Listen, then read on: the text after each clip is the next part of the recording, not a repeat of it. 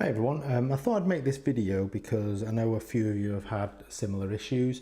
Maybe not the exact same issue that I'm having, but I've seen lots of issues on the internet about this. So basically this is the Godox v860 Mark II for Sony.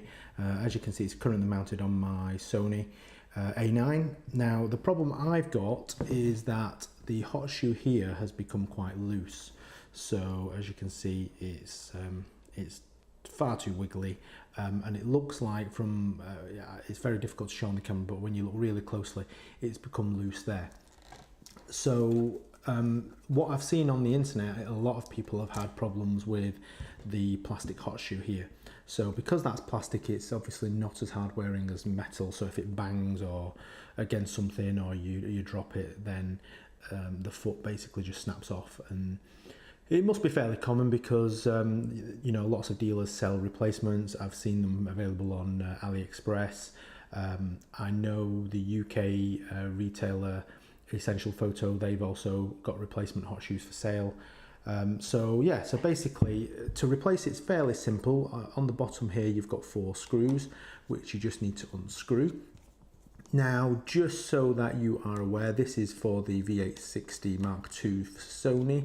It's actually a very similar process for any of the Godoxes. The only difference is you do need to get the specific one for your camera.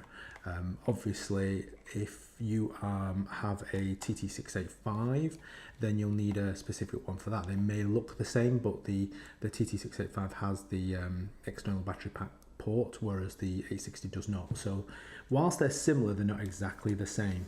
So if I just unscrew those and just pull it out for a moment, just make those screws fall out, move those to one side so I don't lose them. Okay, so what you'll see here at the back is a small ribbon cable, and let me just see if I can turn the ISO down a bit, the sun's come out. And what you can do here is if you just very gently pull it out like so, and that can go to one side, and here is a new one. And if you look at the back there where the lock is, obviously that goes at the back and not the front, and you just push that in like so,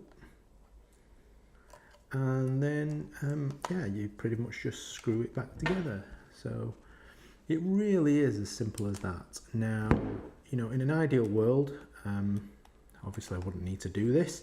It does seem to be a bit of a weak point on the Godoxes, in particular this one for Sony. I haven't had a similar issue for Nikon, not one that wasn't self-inflicted anyway, but yeah, it doesn't take long at all, as you can see. I just need to screw that back on. I'm just going to put 2 in for now because you don't want to sit here watching me screw all 4 in. And if I just pop it back on top like so on my camera, hopefully now that's not going to wiggle. That's far more sturdy. And turn that on, push that, put it in the right mode, and let's just take a photo. There you go, no problems. Hope you found that useful.